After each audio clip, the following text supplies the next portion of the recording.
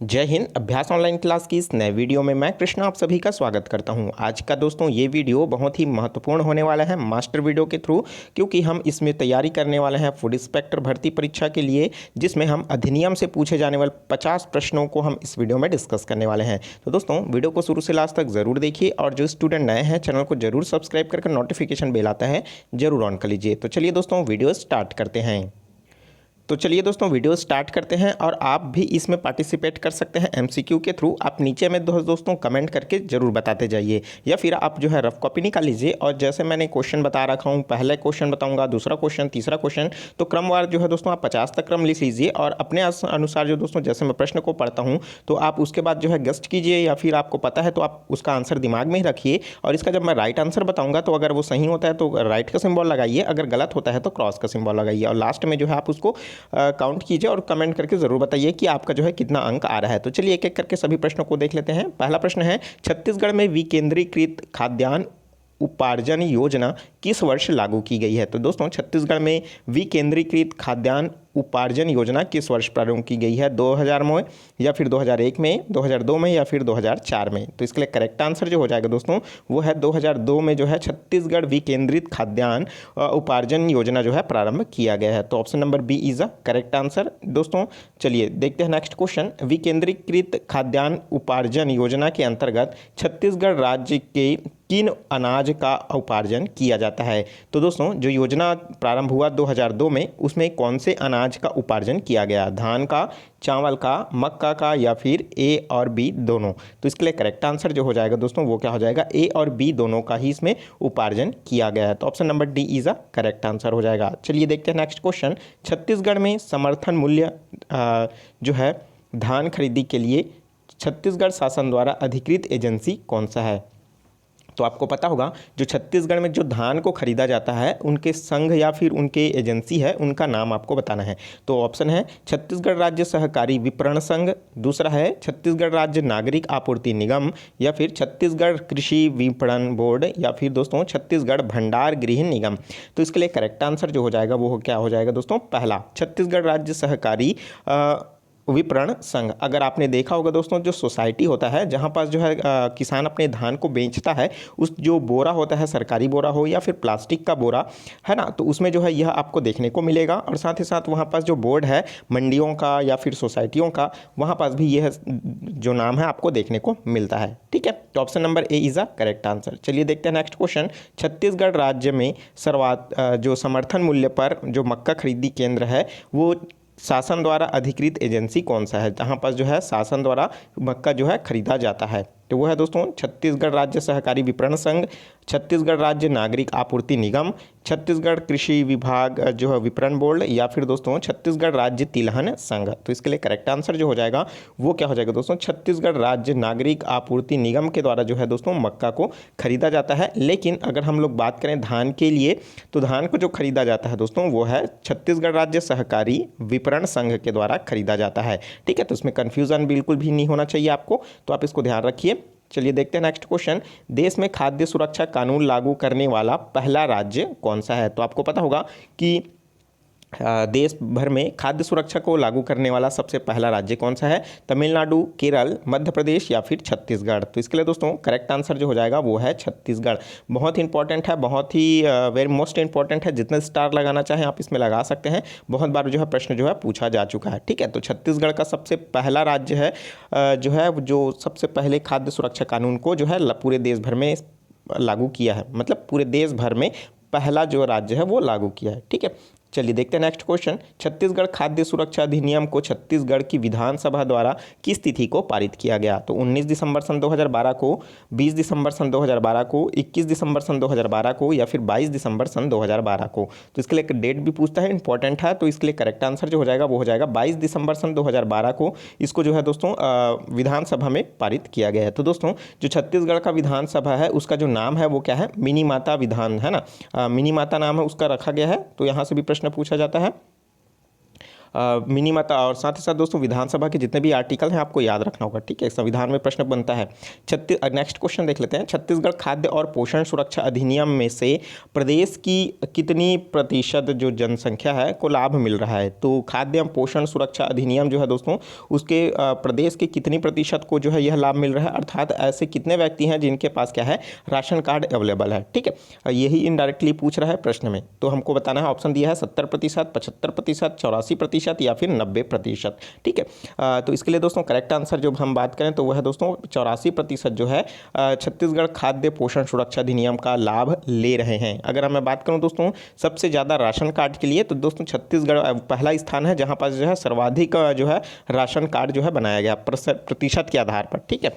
तो ये जो है option number C is a correct answer हो जाएगा। चलिए दोस्तों देखते हैं नेक्स्ट क्वेश्चन।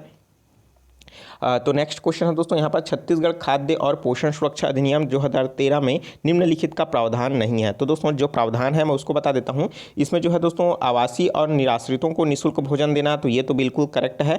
जिनको जो है जिनके पास जो है निराश्रित हैं, क्योंकि अलग से निराश्रितों के लिए राशन कार्ड बनाया जाता है, जिनका पास आवासहीन है उनको भी क्या है निःशुल्क भोजन देने की प्रावधान उसमें दिया गया है।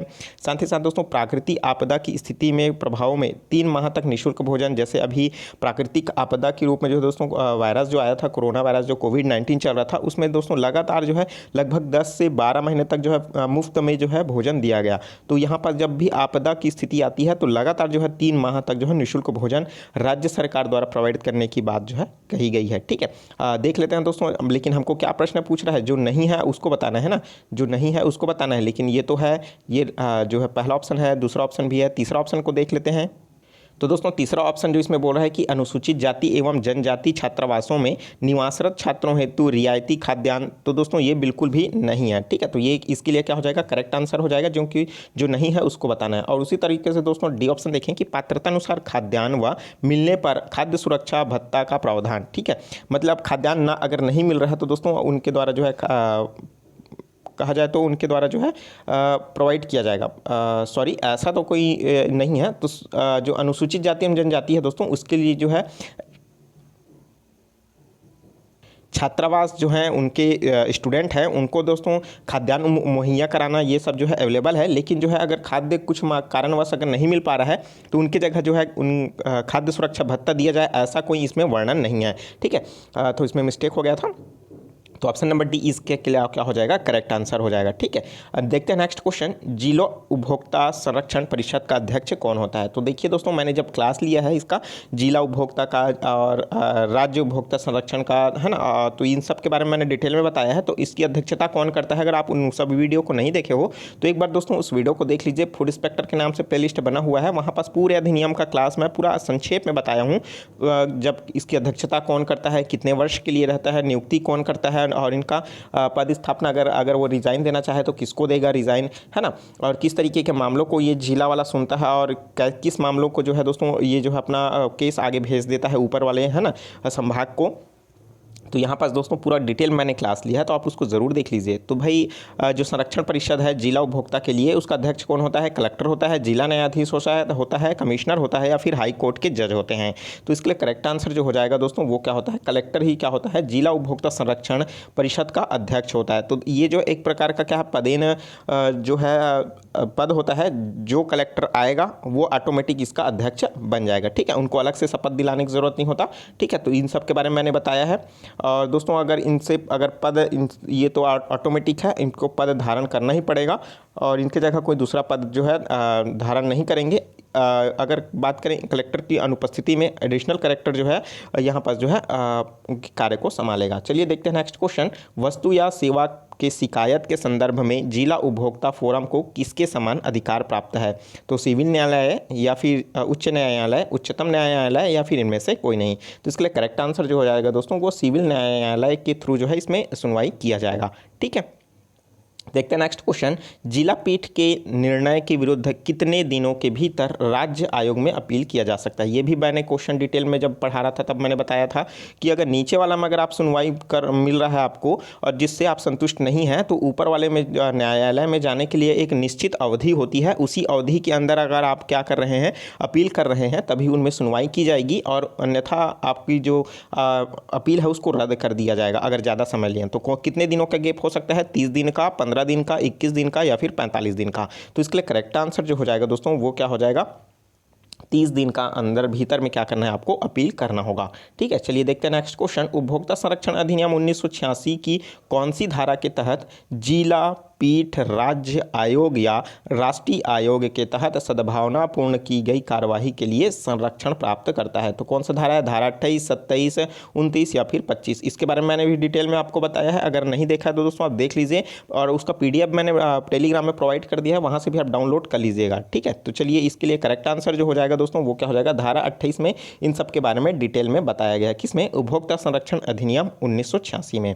चलिए देखते हैं नेक्स्ट क्वेश्चन, राष्ट्रीय उपभोक्ता विवाद प्रतितोषण आयोग के अध्यक्ष के अलावा सदस्यों की संख्या कम से कम कितनी होनी चाहिए। तो आपको पता होगा राष्ट्रीय उपभोक्ता विवाद प्रतितोषण विभाग किस विभाग के अंतर्गत आता है, इसकी कितनी शाखाएं होती है, इन सब के बारे में मैंने डिटेल क्लास लिया है, उसमें मैंने बताया है। ठीक है, तो इसमें अधिकतम संख्या पूछ रहा है तो 5 है, 4 है, 3 है या 7 है। तो इसके लिए करेक्ट आंसर जो हो जाएगा वो क्या हो जाएगा, ऑप्शन नंबर बी 4 जो है इनमें अधिकतम संख्या हो सकती है।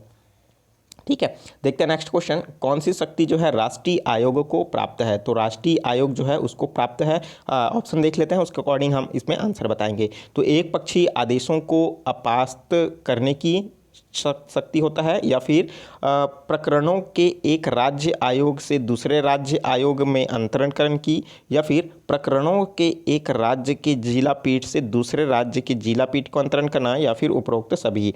तो दोस्तों जो राज्य आयोग की जो शक्ति है इनमें से कौन सा होगा, तो आप कमेंट करके ज़रूर बताइएगा। तो इसके लिए करेक्ट आंसर जो हो जाएगा वो हो जाएगा उपरोक्त सभी। तो जो सभी शक्तियां हैं दोस्तों उनको प्राप्त है, जो ऊपर 3 ऑप्शन दिए गए हैं उनमें से। चलिए देखते हैं नेक्स्ट क्वेश्चन, उपभोक्ता संरक्षण अधिनियम 1986 की धारा 2B के तहत क्या जो है परिवादी में शामिल नहीं है। तो कोई उपभोक्ता मतलब क्या है, मैंने जो बताया है धारा 2 में क्या है दोस्तों, परिभाषाओं को वर्णित किया गया है। ठीक है, तो उनमें कोई उपभोक्ता स्वैच्छिक उपभोक्ता संघ की जो है रजिस्ट्रीकृत नहीं है वो, या फिर केंद्रीय सरकार का या कोई राज्य सरकार का, या फिर वो दोस्तों उपभोक्ता की मृत्यु की स्थिति में उसके विधिक वारिश या प्रतिनिधि जो कि विवाद मतलब परिवाद करता है। तो इसके लिए दोस्तों जो उसमें शामिल नहीं है उस एक्ट में हमको बताना है। तो इसके लिए दोस्तों करेक्ट आंसर जो हो जाएगा वो क्या हो जाएगा, ऑप्शन नंबर बी कि स्वेच्छा उपभोक्ता संगम जो कि रजिस्ट्रीकृत नहीं है। तो ऑप्शन नंबर डी इसमें जो है शामिल नहीं किया गया है।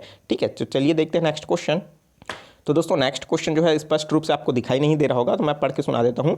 जिला उपभोक्ता फोरम हेतु उपभोक्ता संरक्षण अधिनियम में परिवार या शिकायत के निराकरण हेतु जो नियत समय है वो नियत समय सीमा कितना है, कि कितने समय तक वो जो है निर्णय आप जिला उपभोक्ता के द्वारा सुना, मतलब जिला उपभोक्ता फोरम के द्वारा आपको सुनाई मिल जाएगा। तो और आपको पता है जिला उपभोक्ता फोरम का जो प्रदेश अध्यक्ष जो होता है वो कौन होता है, कलेक्टर होता है। जैसे पिछले क्वेश्चन में हमने देखा, तो भाई कितने समय तक आपको जो है शिकायत का निवारण मिल जाएगा, 1 माह में, 2 माह में, 3 माह में या फिर 15 दिनों में। तो इसके लिए दोस्तों करेक्ट आंसर जो हो जाएगा वो क्या हो जाएगा, आपको 3 माह के अंदर जो है सुनवाई मिल जाएगा। इसी में दोस्तों ऑप्शन को घुमा करके पूछ देता है वो बोल देता है 90 दिन के लिए। ठीक है, तो ऑप्शन दे देगा 30 दिन, 60 दिन, 90 दिन, यह है ना। तो इस तरीके से आपको कंफ्यूज बिल्कुल भी नहीं होना है।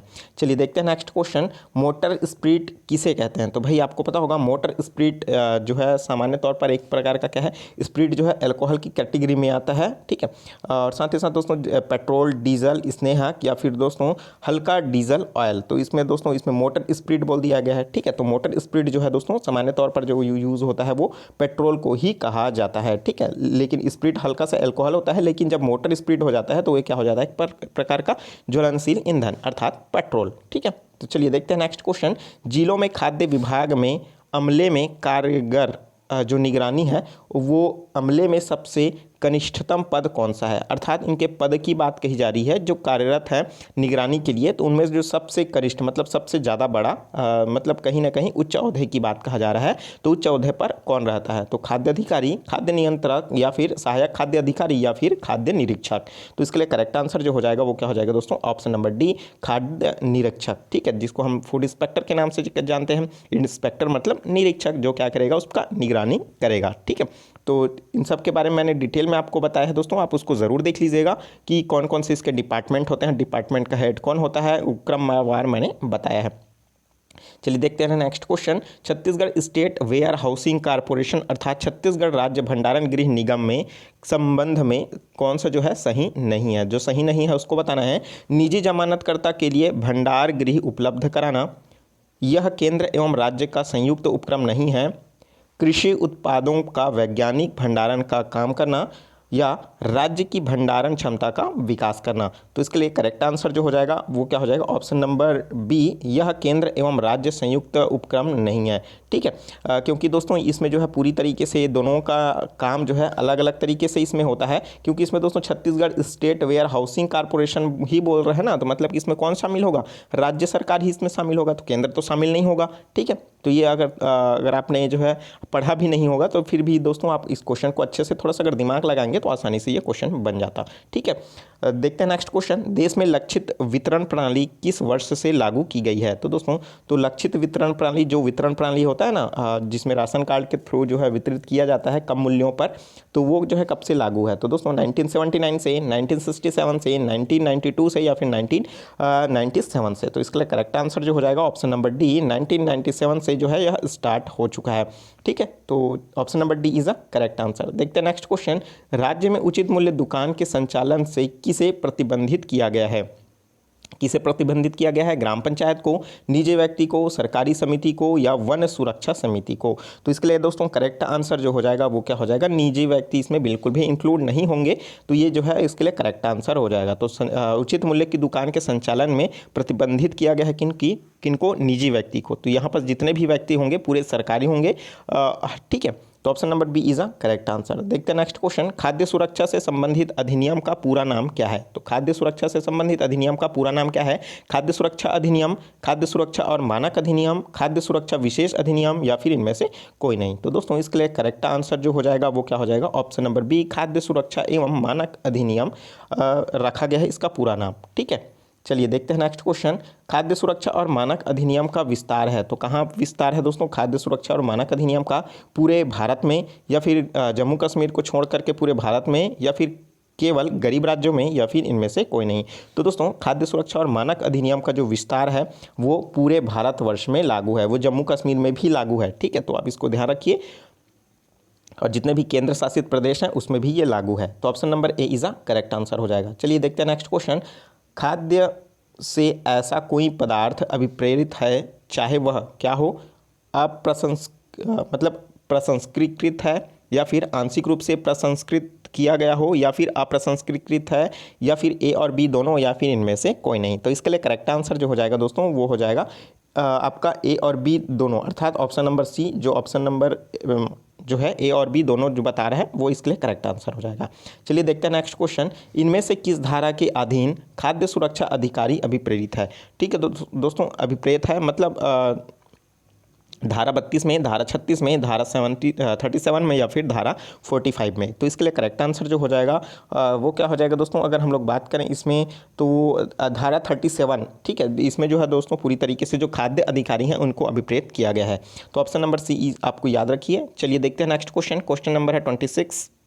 तो इधर धारा वाला ही क्वेश्चन है दोस्तों, तो आप इसको याद रखिए। प्रश्न है, इनमें से किस धारा के अधीन न्याय निर्णायक अधिकारी के विनिश्चयों के विरुद्ध अपील की सुनवाई करने के लिए खाद्य सुरक्षा अपील अधिकरण के नाम से ज्ञात अधिकरणों की स्थापना कर सकेगी। तो दोस्तों इसके लिए कर सकेगी मतलब कौन सी धारा के तहत, तो धारा 45, धारा 47, धारा 68, या फिर धारा 72। तो इसके लिए दोस्तों करेक्ट आंसर जो हो जाएगा वो क्या हो जाएगा, धारा 68 के तहत जो है दोस्तों जो है अपीलीय अधिकारी के तहत इसमें जो है अधिकरणों की स्थापना की जा सकेगी। ठीक है, चलिए देखते हैं नेक्स्ट क्वेश्चन। खाद्य प्राधिकरण के अध्यक्ष और सदस्यों को केंद्रीय सरकार को लिखित में कम से कम कितने समय की सूचना देकर के त्याग कर सकता है? तो 2 माह, 3 माह, 4 माह या फिर 6 माह। ठीक है, तो इसके लिए करेक्ट आंसर जो हो जाएगा वो क्या हो जाएगा दोस्तों? 3 माह के लिए वो अपना जो पद है उसको त्याग सकता है। ठीक है, चलिए नेक्स्ट क्वेश्चन, खाद्य प्राधिकरण के अध्यक्ष और सदस्यों के किस धारा के उपबंधों के अनुसार उनके पद से हटाया जा सकता है? तो भाई वो गलत काम करेंगे, पदों की अवहेलना करेंगे, पद का सदुपयोग ना करके दुरुपयोग करेंगे, तो ऐसी स्थिति में उनको पद से हटाना जरूरी हो जाएगा। तो ये जो है सभी जो है कानूनी धाराओं में इंक्लूड है, तो कौन सी धारा में आपको बताना है? तो धारा 8 में, धारा 10 में, धारा 11 में या फिर धारा 15 में? तो इसके लिए करेक्ट आंसर जो हो जाएगा वो धारा 8 में स्पष्ट रूप से बताया गया है कि उनके ऐसे कौन कौन से गलत काम हैं जिनसे उनको पद से हटाया जाएगा बिना नोटिस दिए भी। ठीक है, नेक्स्ट है, देश में खाद्य सुरक्षा कानून लागू करने वाला पहला राज्य कौन सा है? तो इसके बारे में मैंने डिटेल में थोड़ी देर पहले बताया था, तो इसको बताने की जरूरत तो नहीं है। तो छत्तीसगढ़ जो है पहला स्थान है। ठीक है, तो option number D is a correct answer हो जाएगा। ठीक है, चलिए देखते हैं नेक्स्ट क्वेश्चन, ऐसा परिवार जिसमें मुखिया लाइलाज बीमारी से पीड़ित है उन्हें छत्तीसगढ़ खाद्य सुरक्षा अधिनियम में निम्न परिवार के रूप में माना जाता है। तो भाई ऐसा कोई व्यक्ति है जो लाइलाज, ऐसा इलाज जिसका संभव ना है ना, तो मतलब ऐसी बीमारी उनको है जिनका इलाज संभव नहीं है, तो उनको क्या है छत्तीसगढ़ खाद्य सुरक्षा अधिनियम में उनको शामिल करना है। तो उनको किस परिवार के रूप में उनको माना जाएगा? तो अंत्योदय परिवार, प्राथमिक परिवार, सामान्य परिवार या फिर जो अन्नपूर्णा परिवार योजना है उसमें शामिल किया जाएगा। तो इसलिए आप कमेंट करके जरूर बताइए दोस्तों। तो इसके लिए जो है करेक्ट आंसर जो हो जाएगा वो क्या हो जाएगा? अंत्योदय परिवार योजना के तहत उनको शामिल किया जाएगा। तो option number A is a correct answer हो जाएगा। ठीक है, चलिए दोस्तों देखते हैं नेक्स्ट क्वेश्चन, छत्तीसगढ़ खाद्य और पोषण सुरक्षा अधिनियम जो 2013 है उसमें अंत्योदय परिवार के लिए खाद्यान्न के प्रदान तय की गई है। तो भाई उनको जो है प्रदान क्या किया गया है? 1 रुपया प्रति किलो चावल, 2 रुपये प्रति किलो चावल या निःशुल्क चावल या फिर 3 रुपये प्रति किलो चावल। तो दोस्तों इसके लिए करेक्ट आंसर जो हो जाएगा वो क्या हो जाएगा? 1 रुपये प्रति किलो चावल की दर से जो है खाद्यान्न मुहैया कराया जाएगा। ठीक है, ये किस में शामिल है? छत्तीसगढ़ खाद्य और पोषण सुरक्षा अधिनियम 2013 में लिखा गया है स्पष्ट रूप से, तो इनके के तहत दोस्तों ये जो है दिया जाता है। ठीक है, देखते हैं नेक्स्ट क्वेश्चन, छत्तीसगढ़ खाद्य और पोषण सुरक्षा अधिनियम 2013 में निम्नलिखित में से किसका प्रावधान नहीं है? तो किसका प्रावधान नहीं है? आवासीय एवं निराश्रितों को निःशुल्क भोजन देना, तो ये तो शामिल है। प्रकृति आपदा की स्थिति में प्रभावित होने पर 3 माह तक निःशुल्क, ये भी है। अनुसूचित जनजाति, ये भी शामिल है। और पात्रता अनुसार खाद्यान्न न मिलने पर खाद्य सुरक्षा भत्ता प्रदान करना, तो ये शामिल नहीं है। तो ये क्वेश्चन हमने पिछले में देखा ना, वही सेम है, तो आप इसको समझ चुके होंगे। Option number D is a correct answer हो जाएगा। चलिए देखते हैं नेक्स्ट क्वेश्चन, छत्तीसगढ़ खाद्य और पोषण सुरक्षा अधिनियम 2013 में निम्नलिखित में से कौन सा प्रावधान शामिल है? तो कौन सा प्रावधान शामिल है? गर्भवती और शिशुवती महिलाओं को आंगनबाड़ी के लिए जरिए निःशुल्क पोषण आहार देना। उसी तरीके से छत्तीसगढ़ 6 माह में से 6 वर्ष तक की आयु के बच्चों को आंगनबाड़ी के माध्यम से निःशुल्क पोषण आहार देना, या फिर 6 से 14 वर्ष तक के बच्चों को शालाओं में निःशुल्क भोजन देना, या फिर उपरोक्त सभी। तो इसके लिए दोस्तों करेक्ट आंसर जो हो जाएगा उपरोक्त सभी, बताने की तो जरूरत नहीं है। Option number D is a correct answer. चलिए दोस्तों नेक्स्ट क्वेश्चन देखते हैं। तो दोस्तों इसमें भी क्वेश्चन आपको स्पष्ट रूप से दिखाई नहीं दे रहा होगा, मैं पढ़ के सुना देता हूँ। राज्य के खाद्य विभाग का सार्वजनिक उपक्रम नहीं है। तो भाई राज्य का जो सार्वजनिक उपक्रम में जो शामिल नहीं है उसको हमको बताना है, जैसे नागरिक आपूर्ति निगम, राज्य भंडार गृह निगम, राज्य सहकारी विपणन संघ, या फिर इनमें से कोई नहीं। तो भाई इस अगर हम लोग बात करें इसके लिए करेक्ट आंसर के लिए, तो ये जो है राज्य सहकारी विपणन संघ जो है इसमें शामिल नहीं है खाद्य विभाग में। और राज्य सरकारी विपणन संघ किसका काम करता है? तो दोस्तों जो धान खरीदी है उसका जो है ये एजेंसी है। ठीक है, तो छत्तीसगढ़ सरकार का, तो option number C is a correct answer हो जाएगा। चलिए देखते हैं नेक्स्ट क्वेश्चन। और अगर हम ऊपर की बात करें खाद्य नागरिक आपूर्ति राज्य भंडारण गृह, तो ये जो है इसके सार्वजनिक उपक्रम में शामिल है। ठीक है, चलिए देखते हैं नेक्स्ट क्वेश्चन, राज्य के खाद्य नागरिक आपूर्ति एवं उप संभागीय विभाग का दायित्व नहीं है। तो कौन सा नहीं है? नापतोल संबंधी नियमों का क्रियान्वयन, समर्थन मूल्य पर धान खरीदना, या फिर दोस्तों पीडीएस जिसको हम लोग सार्वजनिक वितरण प्रणाली कहते हैं उनका संचालन करना, या फिर खाद्य पदार्थों में अपमिश्रण एवं नियंत्रण करना। तो ये दोस्तों किसके विभाग का दायित्व नहीं है? तो इसके लिए करेक्ट आंसर जो हो जाएगा ऑप्शन नंबर डी, खाद्य पदार्थों में अपश्रमिक एवं नियंत्रण का जो है। ठीक है, तो option number D correct answer हो जाएगा। चलिए देखते हैं नेक्स्ट क्वेश्चन, छत्तीसगढ़ में लेवही के जरिए खाद्य विभाग द्वारा किसका उपार्जन किया जाता है? तो दोस्तों छत्तीसगढ़ में लेवही के जरिए है ना, तो किसका खरीदा जाता है? गेहूं को, चावल को, शक्कर को, या फिर मतलब चना, किसका उपार्जन किया जाता है? ठीक है। तो इसके लिए दोस्तों करेक्ट आंसर जो हो जाएगा वो क्या हो जाएगा, गेहूँ। ठीक है, ये संभावित है दोस्तों क्योंकि क्वेश्चन में कुछ मिस्टेक सा है, इसको स्पष्ट नहीं करते हैं। ठीक है, तो यहाँ पास आप इस क्वेश्चन को मैं स्किप कर देता हूँ, इसको ध्यान मत दीजिए। चलिए नेक्स्ट क्वेश्चन देखते हैं। आवश्यक वस्तु अधिनियम का जो कब अस्तित्व में आया, तो यह अस्तित्व में कब में आया, तो 1 अप्रैल 1955 में, 5 अप्रैल 1955 में, 12 अप्रैल 1955 में, या फिर इनमें से कोई नहीं। तो दोस्तों हमने पढ़ा है आवश्यक वस्तु अधिनियम 1955। तो भाई आखिर में अस्तित्व में कब आया, जब वो जो है लोकसभा राज्यसभा से पारित हुआ, राष्ट्रपति का शासन हुआ, तभी तो वो जो है अधिनियम बना। तो उसमें राष्ट्रपति का सिग्नेचर कब हुआ, ये प्रश्न इसमें पूछा जा रहा है। तो इसके लिए दोस्तों करेक्ट आंसर जो हो जाएगा वो है 1 अप्रैल 1955। ठीक है, तो option number A is the correct answer. चलिए देखते हैं नेक्स्ट क्वेश्चन। उपर्युक्त अधिनियम में चीनी से अभिप्राय ऐसे किसी प्रकार की चीनी से है जिसमें सुक्रोज की मात्रा अधिक से अधिक कितनी प्रविष्ट हो, 70%, 80%, 90% या फिर 95%। तो इसके लिए दोस्तों करेक्ट आंसर जो हो जाएगा वो क्या हो जाएगा, ऑप्शन नंबर सी, जिसमें सुक्रोज की मात्रा 90% है वही को शक्कर माना जाएगा। ठीक है, अगर उससे कम है तो उसको आप शक्कर नहीं बोलोगे। किसके अनुसार, उपभोक्ता अधिनियम के अनुसार। ठीक है, चलिए देखते हैं नेक्स्ट क्वेश्चन। और दोस्तों अगर इस तरीके का अगर आपको इससे कम मिल रहा है, अगर आप शिकायत करना चाहते हो तो आप कहाँ जाओगे, जिला उपभोक्ता फोरम में। ठीक है, राज्य उपभोक्ता फोरम में। तो इस तरीके से इसके भी जो है निवारण के लिए फोरम बनाया गया है। ठीक है, चलिए देखते हैं नेक्स्ट क्वेश्चन। आवश्यक वस्तु संशोधन अधिनियम 2010 में 1955 के अधिनियम जो 10 है उसको किस धारा में संशोधित किया गया है, तो धारा 1, 2, 3 या फिर 4। तो इसके लिए करेक्ट आंसर हो जाएगा वो है धारा 3 में। ठीक है, चलिए देखते हैं नेक्स्ट क्वेश्चन दोस्तों। निरोध आदेश से किस धारा के अधीन किया गया आदेश अभिप्रेत है, तो कौन सा धारा है, 1, 2, 3 या फिर 4। तो इसके लिए करेक्ट आंसर जो हो जाएगा वो क्या हो जाएगा, ऑप्शन नंबर सी, धारा 3 में जो है निरोध आदेश से जो है यह धारा जो है इंक्लूड किया गया है। ठीक है, देखते हैं नेक्स्ट क्वेश्चन। आवश्यक वस्तु अधिनियम में कुल कितनी धाराएं शामिल है, तो इंपॉर्टेंट है दोस्तों। तो जो है कुल कितनी धाराएं जो है इसमें शामिल है, तो इसमें है अकार्बनिक उर्वरक, जो है कार्बनिक या मिश्रित प्रकार के उर्वरक, या फिर ए बी दोनों प्रकार के, या फिर इनमें से कोई नहीं। तो कितनी प्रकार की जो धाराएं हैं इसमें इंक्लूड किया गया है जो इसमें शामिल है। ठीक है, तो अगर हम लोग बात करें इसके लिए तो ऑप्शन नंबर सी, मतलब जो इसमें अकार्बनिक जो उर्वरक हैं उनको लिए, और कार्बनिक और मिश्रित सभी प्रकार के जो है धाराएँ इसमें शामिल किया गया है। ठीक है, चलिए देखते हैं नेक्स्ट क्वेश्चन। आवश्यक वस्तु अधिनियम के खाद्य पदार्थ के अंतर्गत शामिल है, तो उसके अंतर्गत क्या शामिल है, 1968, 1967, 70, 1972 या फिर 1974। तो इसके लिए करेक्ट आंसर जो हो जाएगा वो क्या हो जाएगा दोस्तों, ऑप्शन नंबर ए, 1968। ठीक है, चलिए देखते हैं नेक्स्ट क्वेश्चन।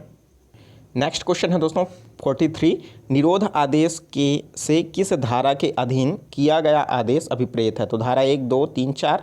तो इसके लिए करेक्ट आंसर जो हो जाएगा वो क्या हो जाएगा, सी। ठीक है, ऑप्शन नंबर 3 जो मैंने अभी थोड़ी देर पहले बताया। आवश्यक वस्तु अधिनियम में कुल कितनी धाराएं हैं, ये क्वेश्चन मैंने पिछले में और बताया था अभी, लेकिन उसमें कुल धाराएं जो है उसमें नहीं दिया था, उसमें जो है कार्बनिक और अकार्बनिक दिया था जो कि उसमें शामिल है। ठीक है, अगर उसमें कुल धाराएं अगर बात की जाए तो जो उपभोक्ता आवश्यक वस्तु अधिनियम जो है उसमें जो है पूरी तरीके से कुल धाराएं 13, 14, 15, 16।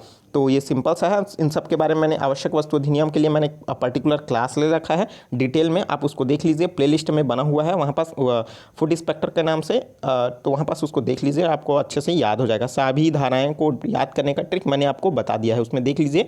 तो यहाँ पास जो है कुल धाराओं की बात कही जा रही है आवश्यक वस्तु अधिनियम में, तो इसके लिए जो है दोस्तों उसमें 16 धाराएं हैं। तो ऑप्शन नंबर डी क्या हो जाएगा, करेक्ट आंसर हो जाएगा। देखते हैं नेक्स्ट क्वेश्चन। आवश्यक वस्तु अधिनियम में खाद्य पदार्थों के अंतर्गत शामिल है, तो इसके अंतर्गत जो है क्या शामिल है, खाद्यान्न, तिलहन, तेल या फिर उपरोक्त सभी। तो इसके लिए दोस्तों करेक्ट आंसर जो हो जाएगा वो क्या हो जाएगा, उपरोक्त सभी। तो आपको पता होगा खाद्यान्न के रूप में जो है आपको गेहूँ अनुसूचित क्षेत्रों में, साथ ही साथ दोस्तों चावल जो है सभी क्षेत्रों में, तिलहन है ना, और बीच में दोस्तों आपको जो है तेल का पैकेट भी मिलता था, लेकिन वो अभी बंद हो चुका है। उपरोक्त सभी इसके लिए करेक्ट आंसर हो जाएगा। देखते हैं नेक्स्ट क्वेश्चन। आवश्यक वस्तु अधिनियम से सबसे महत्वपूर्ण प्रावधान किस धारा में वर्जित है, तो 2 में, 3 में, 4 में या फिर 5 में। तो इसके लिए करेक्ट आंसर जो हो जाएगा ऑप्शन नंबर बी में, तो धारा 3 जो है इसके लिए करेक्ट आंसर हो जाएगा। चलिए देखते हैं नेक्स्ट क्वेश्चन। उपर्युक्त नियंत्रण आदेश की धारा के अंतर्गत उचित मूल्य दुकानों के जरिए आवश्यक वस्तुओं के वितरण हेतु राज्य सरकारों को आदेश जारी करने का अधिकार है। तो धारा 2 के तहत, 3 के तहत, 4 के तहत या फिर 5 के तहत। इसके लिए करेक्ट आंसर जो हो जाएगा ऑप्शन नंबर डी, धारा 5 के तहत जो है जारी करने का अधिकार है। चलिए देखते हैं नेक्स्ट क्वेश्चन। उपभोक्ता संरक्षण अधिनियम 1986 का उद्देश्य क्या था? तो भाई 1986 का जो उद्देश्य है वो क्या था? उपभोक्ता हितों का श्रेष्ठतर संरक्षण की व्यवस्था करने, उपभोक्ता के विवादों तथा उससे संबंधित मामलों को तय करने के लिए उपभोक्ता परिषदों एवं अन्य प्राधिकरणों की स्थापना की व्यवस्था करना, या फिर ए और बी दोनों, या फिर इनमें से कोई नहीं। तो इसके लिए करेक्ट आंसर जो हो जाएगा ऑप्शन नंबर सी, ठीक है, जिसमें क्या हो जाएगा, पहला और दूसरा जो है इंक्लूड रहेगा, जिसमें उपभोक्ता हितों का श्रेष्ठ संरक्षण के लिए व्यवस्था करना है और साथ ही साथ दोस्तों उनके लिए परिषद के लिए व्यवस्था भी करना है। ठीक है, चलिए देखते हैं नेक्स्ट क्वेश्चन। उपभोक्ता संरक्षण अधिनियम 1986 में प्रथम संशोधन कब किया गया था? जिस तरीके से दोस्तों अगर हम लोग देखें संशोधन, जैसे संविधान का पहला संशोधन कब किया गया था? 1951 में किया गया था। उसमें क्या किया गया था? उसमें जमींदारी प्रथा को हटाई गई थी और साथ ही साथ 9वीं अनुसूची को जोड़ा गया था। तो इन सभी आपको पता होगा ना। तो उसी तरीके से जो उपभोक्ता संरक्षण अधिनियम है 1986, उसमें प्रथम संशोधन कब किया गया था? 1986 में, 1989 में, 1990 में या फिर 1991 में? तो इसके लिए करेक्ट आंसर जो हो जाएगा 1991 में पहला संशोधन किया गया था। देखते हैं नेक्स्ट क्वेश्चन और इस वीडियो का अंतिम प्रश्न है दोस्तों, उपभोक्ता संरक्षण अधिनियम 1986 को राष्ट्रपति के सहमति किस तिथि एवं वर्ष को प्राप्त हुआ? तो 5 दिसंबर 1986 को, 24 दिसंबर 1986 को, या फिर 5 दिसंबर 1987 को, या फिर 24 दिसंबर 1987 को? तो इसके लिए करेक्ट आंसर जो हो जाएगा वो हो जाएगा 24 दिसंबर 1986 को इसमें राष्ट्रपति का सिग्नेचर जो है सहमति प्राप्त हुई थी। तो option number B is a correct answer हो जाएगा। तो दोस्तों 50 में से आपका कितना क्वेश्चन सही हुआ तो आप मुझे कमेंट करके ज़रूर बताइए। ठीक है, उम्मीद करता हूँ बहुत सारे क्वेश्चन और अच्छे गए होंगे। आपने डिटेल में स्टडी किया होगा तो आपने अच्छे तरीके से टेस्ट को दिलाया होगा। ठीक है, और मैंने नीचे डिस्क्रिप्शन में भी लिंक दे रखा है प्लेलिस्ट का, आप देख लीजिए। बहुत सारे पूरे अधिनियम का पूरा क्लास मैंने डिटेल से ले रखा है, प्लेलिस्ट भी बना हुआ है, प्लेलिस्ट में भी देख लीजिए। ठीक है, और इसका जो PDF आप मैंने टेलीग्राम में डाल दिया है, वहाँ से भी आप टेलीग्राम से इसका PDF डाउनलोड कर सकते हैं। ठीक है, और वीडियो अच्छा लगा हो दोस्तों, वीडियो को जरूर लाइक कर दीजिए, क्योंकि आपके लाइक से ही हमें मोटिवेशन मिलता है अच्छे अच्छे वीडियो आपके लिए प्रोवाइड करने के लिए। तो चलिए दोस्तों, मिलते हैं नए वीडियो में, और अभी तक चैनल को सब्सक्राइब नहीं किया हो जरूर सब्सक्राइब करके नोटिफिकेशन बेल आता है जरूर ऑन कर लीजिए। तो चलिए दोस्तों, मिलते हैं नए वीडियो में नए जानकारी के साथ। तो मुझे दीजिए इजाजत। Take care, all the best, जय हिंद।